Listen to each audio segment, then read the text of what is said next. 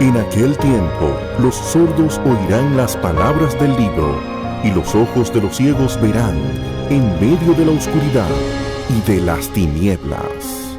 Entenderán, Ministerio de Sordos y Sordociegos de la Iglesia Bíblica del Señor Jesucristo. En un rato volvemos a cantar más.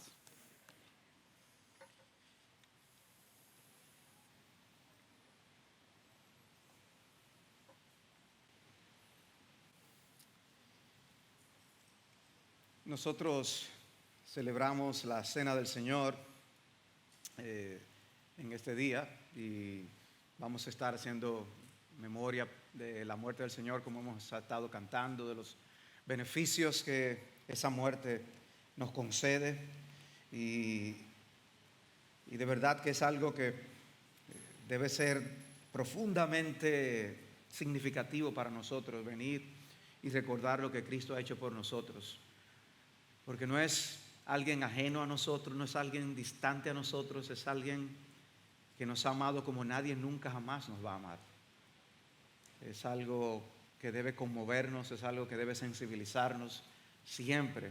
Ay de nosotros si llegamos a celebrar la Cena del Señor de una manera fría, sin corazón. El Señor nos guarde y nos permita siempre prepararnos y poder usar de un momento como este para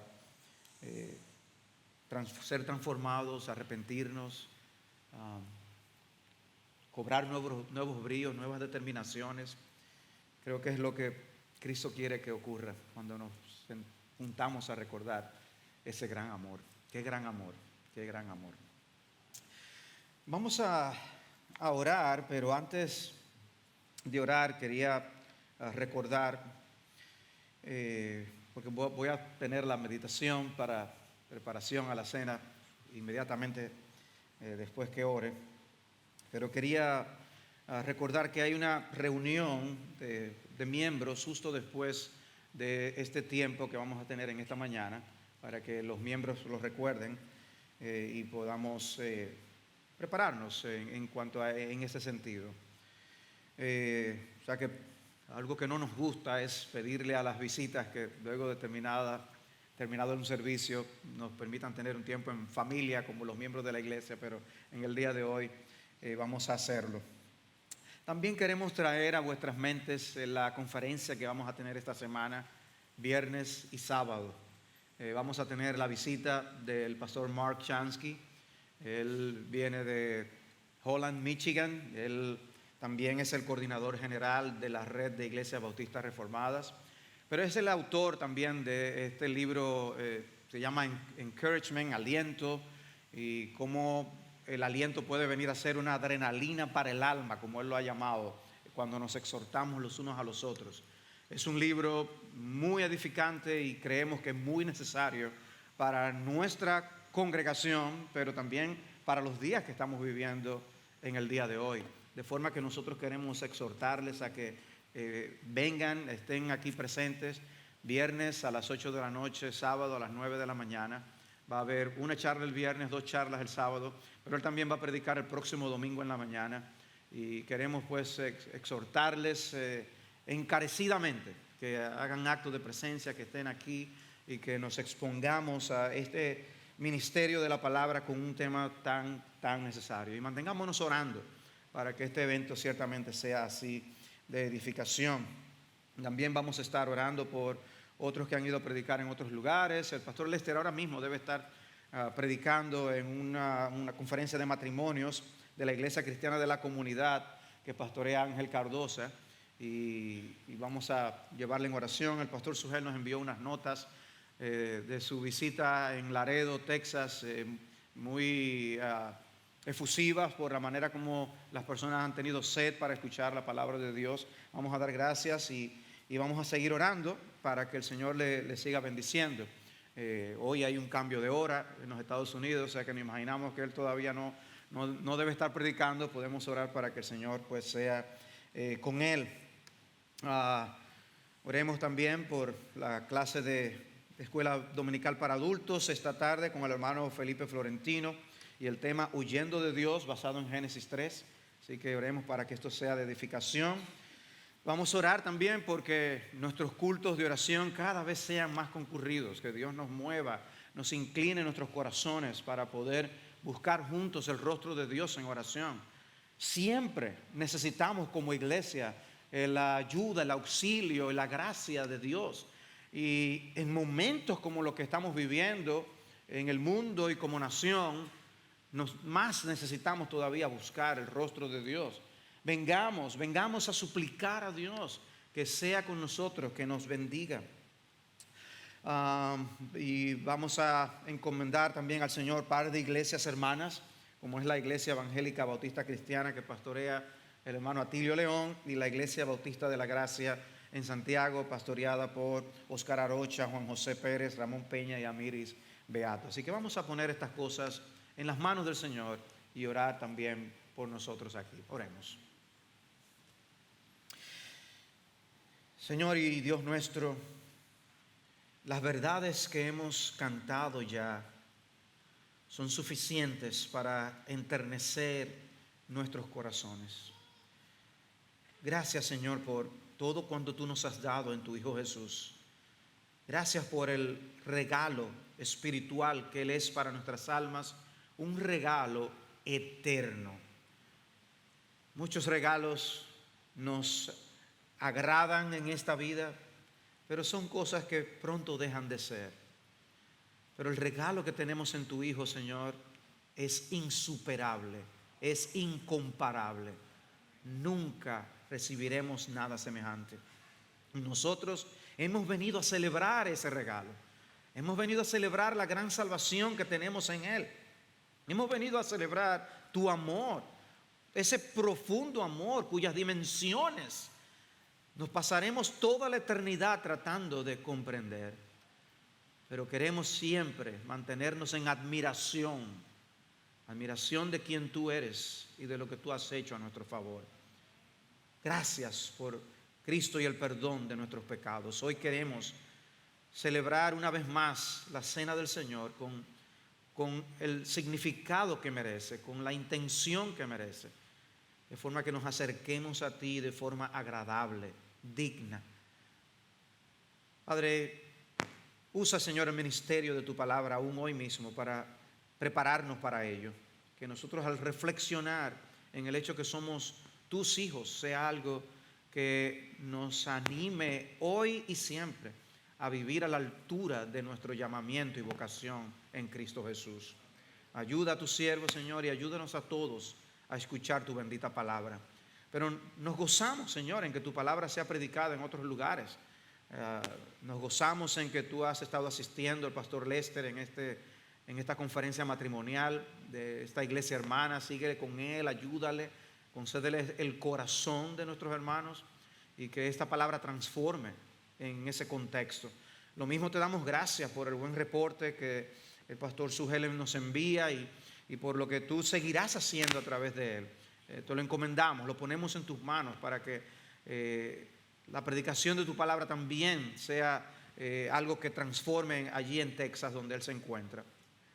También, Padre, oramos por la plantación en primavera, anhelamos seguir viendo esto forjarse, formarse. Levanta hombres que puedan allí trabajar. Señor, te rogamos que el esfuerzo que por años se ha estado haciendo sea algo que dé frutos en tu tiempo, a tu forma, oh Dios. Lo ponemos en tus manos. Tú nos pides que oremos al Señor de la mies, que envíe obreros a su mies. Te lo pedimos, Padre, que tú seas así con nuestros hermanos que se reúnen allí por amor a esa comunidad. También te oramos por la clase de esta tarde, que sea algo que tú uses para la vida de nuestra congregación, que nosotros seamos prontos y diligentes en escuchar tu palabra y en ponerla por obra, Padre. Pon esa clase, y aún después de ser transmitida, que muchos otros sean edificados. También nosotros queremos poner en tus manos la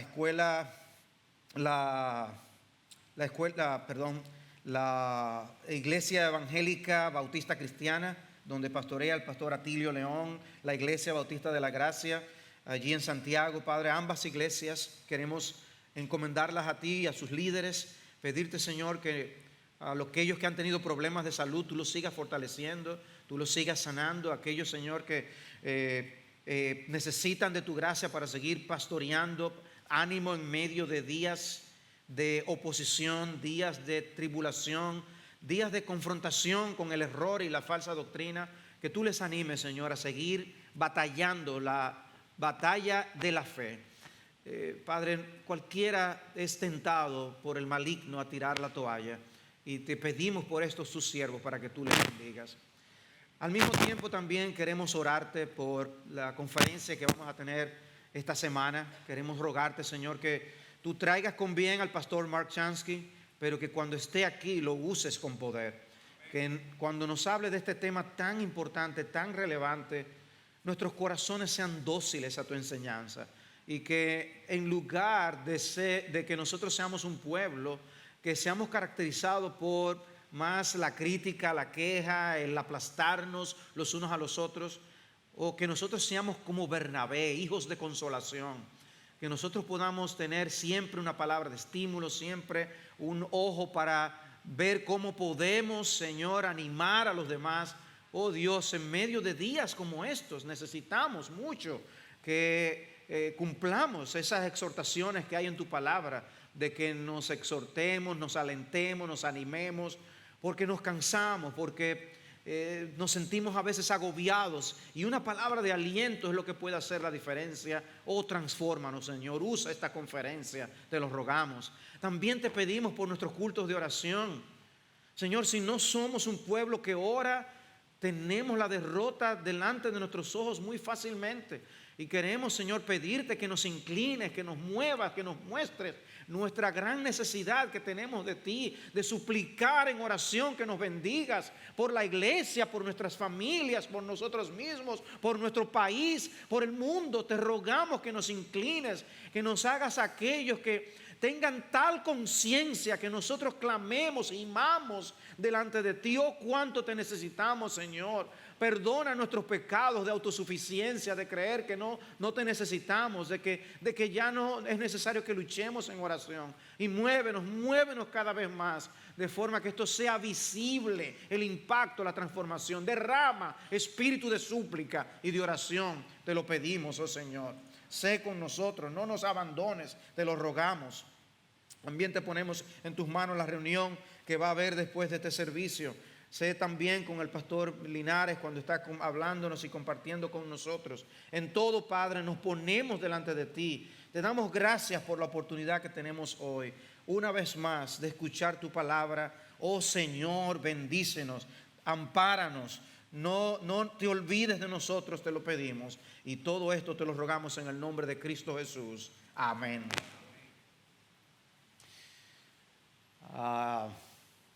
Ese sonido que ha estado escuchando, sigo a pesar de ese sonido. ¿Hay algo que se pueda hacer?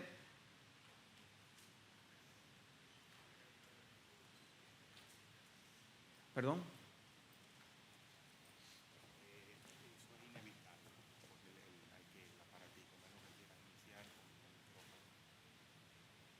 Pero ¿es por algo que yo estoy haciendo o un problema del aparato? Ok. O sea, intento y tengan un micrófono a mano por si acaso. Ok. Bien.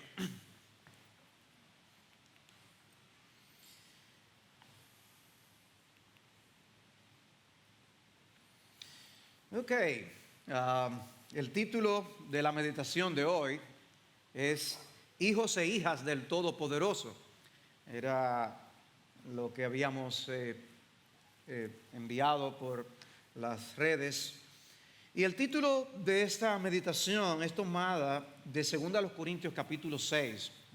Solamente el título, no es que voy a exponer ese pasaje. Pero ese pasaje es en un contexto en donde Pablo quiere exhortar a la iglesia a la santificación. Y una de las cosas que dice para ello es nuestra relación con Dios. ¿De qué tipo es la relación que tenemos con el Señor?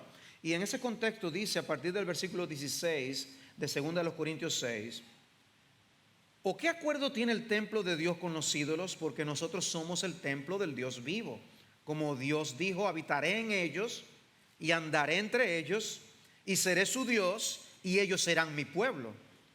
Por tanto, salid de en medio de ellos y apartaos, dice el Señor, y no toquéis lo inmundo, y yo os recibiré. Y yo seré para vosotros padre, y esta es la frase donde tomo el título, y vosotros seréis para mí hijos e hijas, dice el Señor Todopoderoso. Inmediatamente después hay una exhortación a la santificación, pero yo encuentro que es un pasaje muy motivador por el hecho de que Dios se compromete a habitar con nosotros y que nosotros seamos su pueblo. ¿No debe enternecernos eso? Habitaré en ellos y andaré entre ellos. ¿Estamos conscientes de eso? Y seré su Dios y ellos serán mi pueblo. Si el texto se quedara ahí, ya es para nosotros caer de rodillas. Pero que diga, y yo seré para vosotros padre, y vosotros seréis para mí hijos e hijas. No lo dice cualquiera, dice el Señor Todopoderoso. Hay gente que se enorgullece pecaminosamente a veces de lo que son o del apellido que tienen y dicen, ¿tú sabes quién yo soy?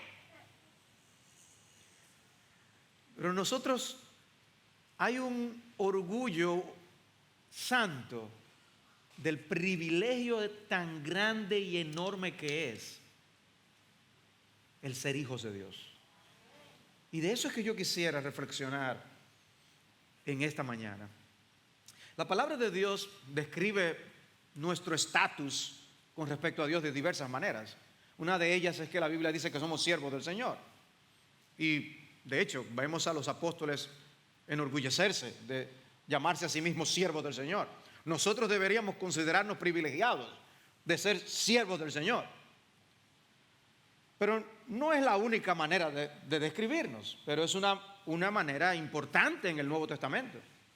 Nosotros encontramos descripciones como esta en Romanos 6, que Pablo dice, versículo 20, porque cuando erais esclavos del pecado, erais libres en cuanto a la justicia. Lo que éramos antes de venir a Cristo es esclavos. Y luego entonces describe lo que venimos a hacer en Cristo. Y dice, pero ahora, habiendo sido libertados del pecado y hechos siervos de Dios, tenéis por vuestro fruto la santificación. Nunca tenemos la libertad absoluta. O somos esclavos del pecado o somos esclavos del Señor, de la justicia. Eso es lo que Pablo está diciendo. Pero parte de nuestra identidad es que somos siervos. Y debemos sentirnos orgullosos de ser siervos del Dios de la gloria. Cuando la gracia de Dios nos alcanza, empezamos a ver como un privilegio el ser esclavos del Señor. Por eso cuando el hijo pródigo empieza a reflexionar y a darse cuenta de qué ha pasado realmente, qué es lo que él ha hecho y ha entendido su pecado, él pensó, dice, me levantaré e iré a mi padre y le diré, Padre, he pecado contra el cielo y ante ti. Ya no soy digno de ser llamado hijo tuyo. Hazme como uno de tus trabajadores. Cuando lo comprendió, el ser un mero trabajador de su padre ya le era suficiente. Es que yo no merezco ser tu hijo. No merezco ni ser uno de tus trabajadores. Por favor, hazme como uno de tus trabajadores. Porque tú tratas bien a tus trabajadores. Pero cuando él regresó a su casa, en lugar de ser contado entre los siervos, conocemos la historia, cómo el padre lo recibió con los brazos abiertos y con una algarabía impresionante.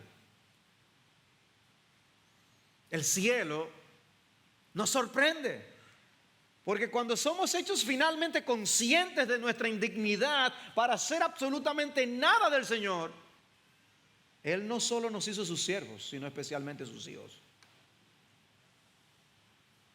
Y de lo que yo quiero que reflexionemos es en la doctrina bíblica de la adopción. La doctrina bíblica de la adopción. Hay un sentido en el que somos hijos de Dios porque fuimos engendrados. Y esa es la doctrina de la regeneración. Cristo nos llama al hombre a buscar, a procurar ser nacido de nuevo. De cierto te digo que te es necesario nacer de nuevo. Y el apóstol Juan es quien lo enfatiza mucho, sobre todo en sus epístolas, cuando habla de que somos nacidos de Dios, engendrados de Dios. ¿Qué tan conscientes estamos de eso? Y de que nuestros hermanos también lo son. Pero el tema también puede ser enfocado desde el punto de vista de la adopción. Porque somos hijos de Dios, porque Dios nos adoptó y nos hizo parte de su familia. Y hay una belleza particular en esa doctrina. Y hay varios textos del Nuevo Testamento que hablan de ella y que me gustaría leérselos. Por ejemplo, este texto de Juan 1:12 no contiene la palabra adopción, pero contiene la idea. Dice: pero a todos los que le recibieron, les dio el derecho de llegar a ser hijos de Dios. Es decir, a los que creen en su nombre, que no nacieron de sangre, ni de la voluntad de la carne, ni de la voluntad del hombre, sino de Dios. Pero vemos el énfasis. Por un lado, vemos que al recibir a Cristo se da comienzo a una nueva relación con Dios.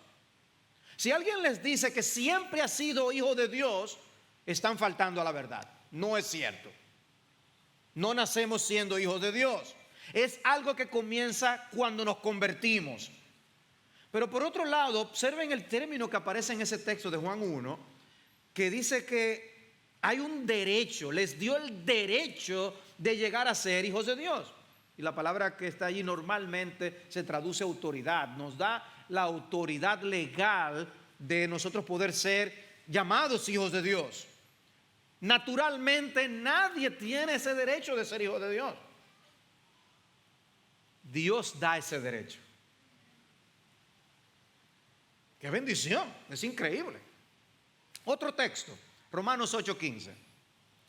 Dice Pablo allí en Romanos: pues no habéis recibido un espíritu de esclavitud para volver otra vez al temor, sino que habéis recibido un espíritu de adopción como hijos. Y algunos allí se debaten si es el Espíritu Santo, si está hablando espíritu con E minúscula. Pero hay un contraste entre el espíritu de esclavitud y el espíritu de adopción, porque no es lo mismo tener ese sentido de que lo que yo soy es un esclavo, a tener la percepción de que lo que yo soy es un hijo. Y sigue diciendo Pablo: por lo cual clamamos, Abba, Padre. El Espíritu mismo da testimonio, aquí está claro que es el Espíritu Santo, da testimonio a nuestro espíritu de que somos hijos de Dios. Y si hijos, también herederos, herederos de Dios y coherederos con Cristo, y si en verdad padecemos con Él, a fin de que también seamos glorificados con Él. Si hay algo obvio, es que este texto no tiene la intención de que te sientas como un miserable. Este texto tiene toda la intención de que te sientas privilegiado. Este texto quiere que tú sepas que aunque tú no lo veas ahora mismo ni lo estés experimentando como anhelamos, nosotros vamos a heredar a Dios. De una manera que es increíble, porque nuestro papá no se va a morir, pero seremos herederos de Él. O sea que vamos a tener lo suyo y vamos a disfrutarlo a Él también. La posición de hijos se presenta claramente como algo que nos es dado. Ese espíritu de adopción, antes era espíritu de esclavitud, pero ahora nos es dado un espíritu de adopción. Y se menciona la obra del Espíritu Santo. Yo vi un video en el que una jovencita le envolvió un regalo a su papá y había una carta dentro. Y en la carta lo que ella hacía era pedirle a él que la adoptara. Y entre muchas cosas que escribió, ella le decía que él siempre la había hecho sentir como parte de la familia. Y es un video que enternece. Ahora, mis amados, ¿estamos viendo lo que Dios está haciendo aquí en un texto como ese en Romanos 8? Porque Dios no solo nos adopta. El texto está diciendo que Dios también nos da un espíritu de adopción. Porque Él no solo nos da techo y comida, sino que nos hace sentir que somos sus hijos. Él no dice, no, mira, tú eres alguien, tú estás aquí bajo mi techo, pero tú eres de tercera, cuarta, quinta categoría, quién sabe qué. No, Él dice, no, tú eres parte de la familia. Tú eres parte de la familia. No sé si ustedes notaron algo que uno de los himnos que cantábamos decía, y a lo que nuestro hermano Alberto llamó la atención. Y es que nosotros ahora tenemos el apellido de Dios y que somos vistos en Cristo. Dice que decía el himno que llevamos su nombre y que ahora somos vistos en Cristo. Sí, yo sé que es incomparable la distancia que hay entre Cristo y nosotros, pero al mismo tiempo sé por la Escritura que Dios a nosotros nos ve en Cristo. Y es como si Dios no estuviera haciendo diferencia. ¡Wow! ¡Qué identidad! Y dice, el Espíritu mismo da testimonio a nuestro espíritu de que somos hijos de Dios. No solo nos adopta, nos permite tener a la tercera persona de la Trinidad dando testimonio continuamente de que somos hijos de Dios. Tú eres parte de la familia. Yo te amo. Tú eres mío. Otro texto, Gálatas capítulo 4, versículo 4. Pero cuando vino la plenitud del tiempo, Dios envió a su Hijo. La doctrina de Cristo, la cristología, nos enseña cómo Cristo es el Redentor, nacido de mujer, nacido bajo la ley, y entonces da el propósito, a fin de que redimiera a los que estaban bajo la ley. Amén. Ahora observen esto, para que recibiéramos la adopción de hijos. O sea, se pueden decir muchos propósitos por los cuales Cristo vino. Pero aquí Pablo en este texto de Gálatas 4 quiere enfatizar de manera particular que uno de los propósitos principales es adoptarnos.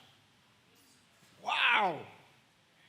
Y dice, y porque sois hijos, Dios ha enviado el Espíritu de su Hijo a nuestros corazones. Otra vez el énfasis. Clamando, Abba, Padre. Por tanto, ya no eres siervo, sino hijo, y si hijo, también heredero por medio de Dios. Pablo nos enseña que la adopción es parte vital de los propósitos redentores de Dios. Cristo vino para que recibiéramos esa adopción. De manera que el tipo de relación que tenemos con Dios queda determinada por eso, por esa obra de Cristo. Por eso dice que ya no somos siervos, sino hijos. Y no es que Él se está contradiciendo a sí mismo, porque Él mismo se llama siervo. Lo que pasa es que aquí hay un énfasis. En el versículo 1, Pablo está hablando de nuestra herencia en Cristo y dice, digo pues, mientras el heredero es menor de edad, en nada es diferente del siervo, aunque sea el dueño de todo. Está diciendo, en una casa donde había un siervo y donde había un niño menor de edad, el niño podía ser el heredero, pero tú lo mirabas a los dos y te dices, no había mucha diferencia. Dice, pero después, el heredero es diferente. Y Dios nos dice, tú eres uno de mis herederos. Son muchas las historias y los casos de las familias que a la hora de repartir una herencia se ven en problemas. Aparecen hijos que no existían, no se sabían que existían. ¿Y qué? Vamos a darle lo mismo. ¿Cómo vamos a repartir esto? Pero independientemente de lo que pase con los hombres, nosotros sabemos lo que Dios ha hecho con nosotros.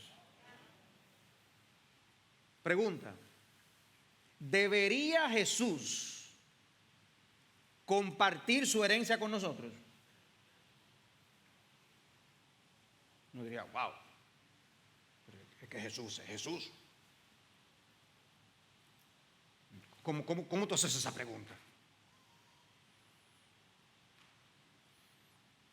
Porque con solo que nos lleven a la gloria es suficiente. Pero una vez más, yo les leí Romanos 8. Y si hijos, también herederos, herederos de Dios. Y coherederos con Cristo.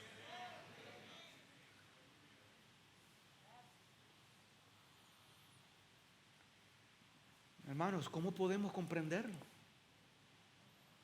Coherederos con Cristo. ¿Ven por qué estos pasajes no tienen la intención de que seamos unos miserables? Sino de hacernos ver el tipo de relación que tenemos con nuestro Dios. Y nuestro Dios es bueno, benevolente, misericordioso, compasivo. Y Él quiere que tú sepas que lo suyo es tuyo. ¡Wow! Y coherederos con Cristo si en verdad padecemos con Él, a fin de que también seamos glorificados con Él. Más claro de ahí. Glorificados con Él. Y eso debería dejarnos sin palabras estos textos. Pero hay más. Efesios 1, en el versículo 3, Pablo prorrumpe en alabanza. Bendito sea el Dios y Padre de nuestro Señor Jesucristo, que nos ha bendecido con toda bendición espiritual en los lugares celestiales en Cristo, según nos escogió en Él antes de la fundación del mundo, para que fuéramos santos y sin mancha delante de Él. En amor nos predestinó para adopción como hijos para sí, mediante Jesucristo, conforme al beneplácito de su voluntad. Porque quiso, nos hizo miembros de su familia. La adopción no era algo extraño en el Imperio Romano, era común que las personas fueran a la corte para obtener el derecho legal de ser padres de un hijo que biológicamente no era de ellos. Y como ustedes pueden notar, en la mayoría de estos textos que yo les he leído son del apóstol Pablo. Un hombre romano, de ciudadanía romana, conocedor de las costumbres romanas. Él vivió en ese ambiente. Y las ciudades a las que les escribe esto también conocían estas cosas. Y ese es el trasfondo de todos estos textos. La patria potestad. Ese concepto romano. Bueno, Pablo lo está aplicando a la vida cristiana, para que sepamos quién es que tiene autoridad sobre nuestras vidas. Porque hoy en día ustedes saben todo lo que se está jugando, ¿no? Con esto de las leyes que se están tratando de pasar y las cosas que quieren quitar del Código Penal y todo lo demás. Al final de cuentas ¿tienen los padres autoridad sobre los hijos? Bueno, a nosotros pueden arrebatarnos eso de mil maneras como ellos en el mundo quieren hacerlo. A Dios nadie le va a quitar la autoridad de ser nuestro padre. A Él no le quitan eso, sus hijos. Nadie lo va a hacer. Pero también hay adopciones en la historia bíblica. No porque la costumbre estuviera tan arraigada en el mundo hebreo como lo estaba en el mundo romano. Pero uno tiene la historia de Moisés, por ejemplo, donde la hija de Faraón lo toma. O tiene el caso de Esther y Mardoqueo, esa relación que había entre ellos dos.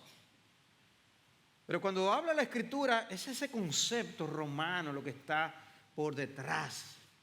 Ahora, ¿qué tan semejante o qué tan diferente es ese concepto de adopción general que nosotros conocemos con esta doctrina bíblica? ¿Qué parecidos, qué diferencias hay?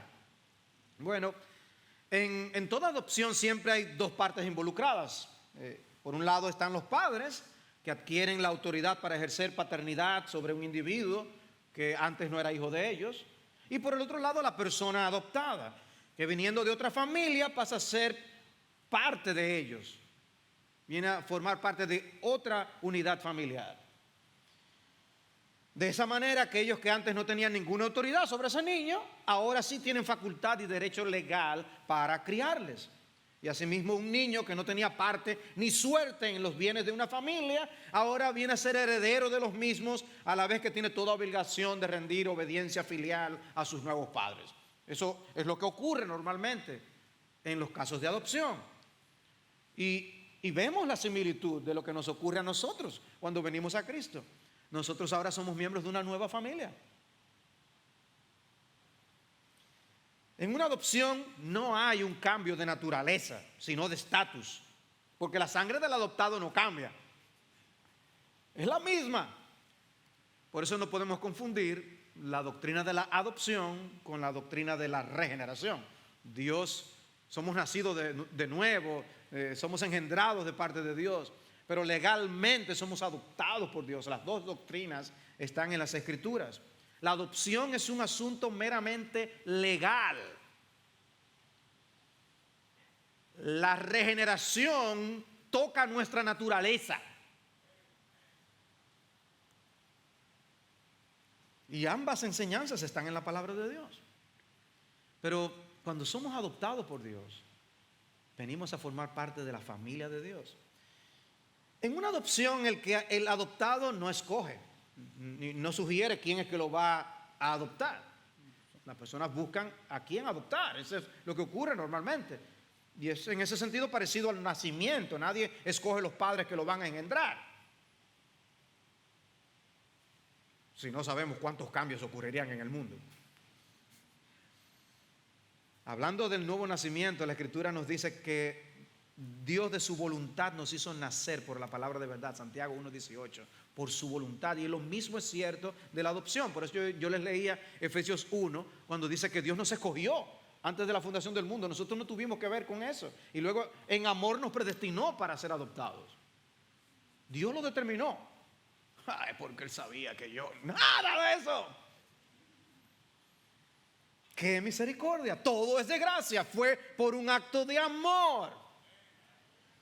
De manera que no hay lugar para la soberbia. No fuiste adoptado en la familia de Dios porque te lo merecías, ni porque eras hermoso. Que de paso, en algunas de las historias bíblicas, algunos de ellos eran adoptados porque eran hermosos. En una adopción también hay ruptura de los lazos familiares naturales. Y si lo aplicamos eso al mundo espiritual es interesante. La adopción involucra una separación legal y social de la familia original, normalmente. Toda la responsabilidad legal es asumida por los nuevos padres. Cuando Dios adopta a los creyentes, los transfiere de la familia del diablo y de este mundo a su propia familia. En el Imperio Romano, la ruptura era tal que si el joven era adoptado, todas sus deudas y obligaciones anteriores quedaban erradicadas. Era una nueva vida, había entrado en un nuevo estatus.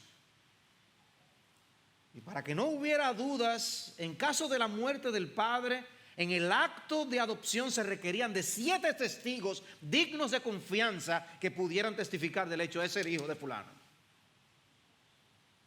Hay un antes y un después.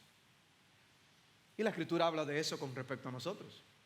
Dice en Efesios 2:3, entre los cuales también nosotros en otro tiempo vivíamos en las pasiones de nuestra carne, satisfaciendo los deseos de la carne y de la mente, y éramos por naturaleza hijos de ira. Efesios 2:12, recordad que en ese tiempo estabais separados de Cristo, excluidos de la ciudadanía de Israel, extraños a los pactos de la promesa, sin tener esperanza y sin Dios en el mundo, como un huérfano desamparado. Pero Efesios 2:19 después dice, así pues ya no sois extranjeros ni advenedizos, sino conciudadanos de los santos y sois de la familia de Dios. Hay un cambio. Teníamos familia, pero era de la del diablo. Nuestras deudas espirituales quedaron atrás, todas canceladas ante la justicia de Dios. Como nos enseña Colosenses 2:13 y 14, se ha cancelado el documento de nuestra deuda. Ya no estamos legalmente obligados a seguir el curso de vida característico de la otra familia. Satanás y el mundo quieren atraernos hacia ellos. Quieren que dudemos del amor del Padre. Aun si Dios nos disciplina, el diablo quiere susurrarnos al oído que Dios no nos ama. Pero no nos equivoquemos, amados hermanos. Es por amor que nuestro Padre nos disciplina. Porque si no somos bastardos, si se nos deja sin disciplina.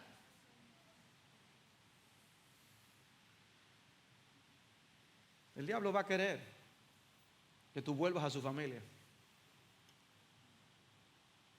Pero no, hermanos, hemos sido cambiados para siempre. En este caso, porque muchas veces no, los hijos quieren conocer a sus padres biológicos. Ahí nosotros no tenemos nada que buscar. En una adopción, el adoptado casi invariablemente pasa de un mal estado a uno mejor. Existen diversas razones para eso. Puede ser la muerte de los padres lo que hayan provocado que alguien sea huérfano. Y entonces van a procurar una adopción en ese sentido. Puede haber padres con muchos hijos e incapacidad económica. Padres solteros que miran al futuro con incertidumbre y dan sus hijos en adopción. Puede haber incapacidad mental de un padre, adicciones, alcoholismo. Muchas razones pueden provocar que ocurra una adopción. El hecho es que casi invariablemente el adoptado pasa de un mal estado a uno mejor. En el caso de la doctrina bíblica de la adopción, lo que se presenta es el hecho de que aquellos que son adoptados por Dios estaban viviendo anteriormente en esclavitud. En esclavitud. El cambio es para lo incomparablemente mejor. Adoptados por Dios. No puede haber algo mejor. ¿Puede haber alguna mejor familia a la cual pertenecer? ¿Ven lo feo que se oye cuando tú no quieres al pueblo de Dios? Dice, yo no quiero saber de cristiano. ¿Cómo? ¿De la familia de Dios? Bien escribió Guillermo Hendrickson que la razón para adoptar no siempre es filantrópica, que a veces es egocéntrica. Pero muchas veces la bondad y la misericordia son evidentes en los casos de adopción. Son niños que prácticamente no tienen esperanza. Yo he conocido familias que han adoptado niños con problemas y limitaciones severas. No uno ni dos, 3 niños con problemas. Niños con serios problemas mentales. Y se dedican a ellos en cuerpo y alma por el resto de sus vidas. Impresionante, ¿no? Pero ¿qué es lo que ocurre en el caso de la adopción divina? Bueno, que Dios el Padre adopta a sus enemigos. Adopta a pecadores rebeldes. Adopta a maltratados hijos del diablo. Porque eso es lo que éramos, hijos del diablo, y fuimos adoptados por el Padre eterno. Una gran diferencia con las adopciones humanas es que por eso no tenemos nada que buscar con el Padre anterior. Él nos adopta para nuestro bien, para nuestro eterno bien. En las adopciones humanas es común que las personas se cuiden. Los padres tratan de buscar a quién es que van a adoptar y hacen su estudio, su investigación, y hasta a veces ven cómo son los padres para ver cómo que va a salir el hijo. Eso es una realidad. Nuestro Dios simplemente nos adopta por amor. Wow. Porque si hubiera visto cómo íbamos a hacer nosotros, la conclusión hubiera sido, déjame hacia afuera, por favor. Pero no, Él no excluyó a ninguno de los que había sido comprado por Cristo Jesús.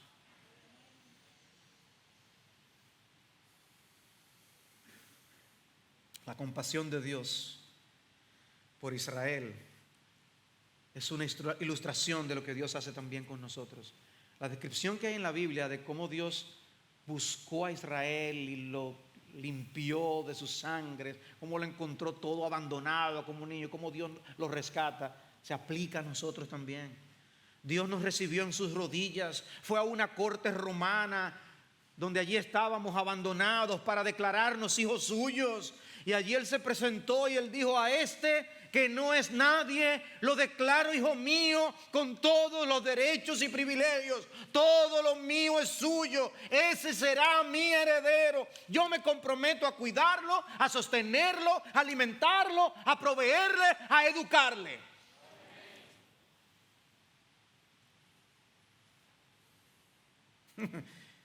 Mateo 6:8, por tanto no os hagáis semejantes a ellos, porque vuestro Padre sabe lo que necesitáis antes que vosotros se lo pidáis. Así nos cuida Él. Y por la operación del Espíritu de Dios el creyente recibe la seguridad de esa nueva relación. de donde no saldremos nunca jamás. Qué salvación tan grande. ¿Saben cómo Cristo le decía a su Padre? Dice Marcos 14:36, y decía: Abba, Padre, para ti todas las cosas son posibles, etcétera, etcétera. Así le hablaba Cristo a su Padre. ¿Sabe lo que hace el espíritu de adopción en nosotros? Que llamemos también a nuestro Padre celestial de la misma forma. No hay diferencia. Ese espíritu de adopción es necesario, hermanos, para que cultivemos los privilegios que emanan del hecho de ser hijos de Dios para nuestras propias vidas espirituales. Animemos nuestros corazones a seguir adelante. Somos hijos de Dios y Él quiere que tú lo sepas. Una madre joven que recientemente había dado a luz a su primer hijo fue a casa de sus padres por varios días. Y una tarde le hizo el comentario a su mamá de que estaba sorprendida de que el bebé tuviera el pelo oscuro, dado que tanto el esposo como ella lo tenían claro. La abuela le dijo: bueno, tu papá tiene el pelo negro. A lo que la hija le contestó: pero mami, eso no tiene que ver, porque yo soy adoptada. Con una sonrisa de vergüenza, la mamá le respondió: verdad, siempre se me olvida.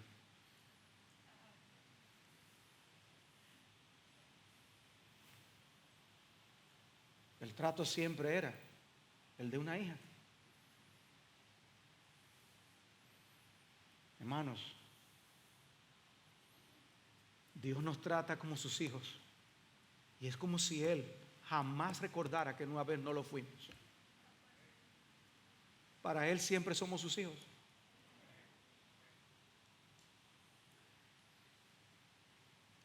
Hermanos, no nos quedemos con el concepto de redención, de que simplemente Dios nos rescató y somos salvos, somos redimidos, fuimos comprados en el mercado de esclavos y nos libertaron, y gloria a Dios por ello. Pero no nos quedemos ahí. Dios quiere que tú veas la bendición de la doctrina de la adopción. Fuimos adoptados en la familia de Dios.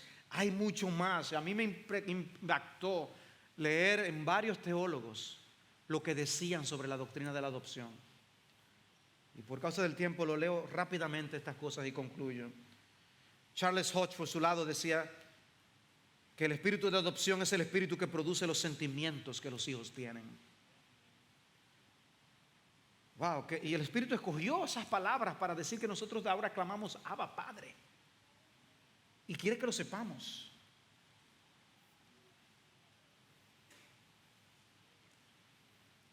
Por otro lado, Martin Lloyd-Jones: nuestra adopción es la expresión más alta del amor de Dios.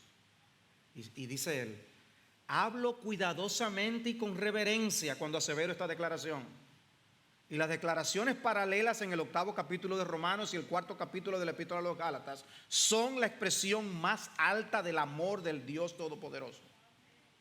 Alguien como Martin Lloyd-Jones dice eso. John Murray, por su lado, dice: abruma la imaginación a causa de su asombrosa condescendencia y amor a la doctrina de la adopción. Sinclair Ferguson: la idea de que somos hijos de Dios, son sus propios hijos e hijas, es el corazón mismo de toda la teología cristiana y la principal causa de toda la vida cristiana. Y por su lado, John Frame, gran teólogo: la adopción es realmente una enseñanza maravillosa de la palabra de Dios. Creo que ha sido descuidada en nuestra predicación y enseñanza. Tendemos a enfocarnos en la justificación debido a la importancia de esa doctrina en la reforma y en la santificación, porque describe el progreso de la salvación en nuestros corazones de una manera práctica, día a día. Pero la adopción, el pertenecer a la familia de Dios, es la corona de nuestro privilegio como pueblo de Dios y el comienzo de nuestra recompensa celestial. Es la base de todas nuestras relaciones con Dios y con los demás. El nombre de Dios es nuestro apellido, el nombre por el que seremos conocidos por toda la eternidad. ¡Wow! Oh, que Dios nos conceda participar de la cena con esa conciencia en nuestras mentes y corazones. Pidamos perdón donde tenemos que pedir perdón al Señor. Aún hasta por el trato que tenemos a veces con aquellos que son nuestros hermanos de la misma familia. Pidamos perdón por nuestra ingratitud. Pidamos perdón por nuestra falta de gozo con privilegios tan grandes como lo que nos ha dado. Renovemos nuestro compromiso de honrar a nuestro Padre, de imitar a nuestro Padre, de obedecer a nuestro Padre. Y rumia y medita en el gran privilegio que es ser hijos e hijas del Dios Todopoderoso. Vamos a orar. Padre, te damos gracias, Señor, muchas gracias por bendiciones semejantes como las que hemos mencionado. Gracias, Señor, por dejar una enseñanza clara de que tú quieres que sepamos lo que somos para ti. Perdónanos, Señor, nuestros pecados y crea en nosotros nuevas disposiciones e intenciones de vivir para tu gloria como hijos amados. Gracias por Cristo. Gracias por la gran salvación que hemos recibido. Ahora te rogamos que nos concedas participar de los elementos de la cena del Señor de una manera digna de ti. Oh Señor, borra la ingratitud de nuestros corazones. Lo pedimos en su bendito nombre. Amén. Pues nosotros ahora vamos a participar de la cena e invitamos a aquellos que están visitándonos a que, si son miembros de una iglesia bíblica donde se enseña el Evangelio de Cristo y ustedes están en buena relación con esa iglesia, también si nos visitan pueden participar con nosotros. En ese sentido, nuestra comunión es abierta en la cena del Señor. Y recordemos la exhortación de que somos invitados a examinarnos a nosotros mismos y a participar, a que hagamos memoria de Cristo en este momento. Quisiéramos invitar a los diáconos y vieres que por favor pasen adelante para poder así repartir la cena.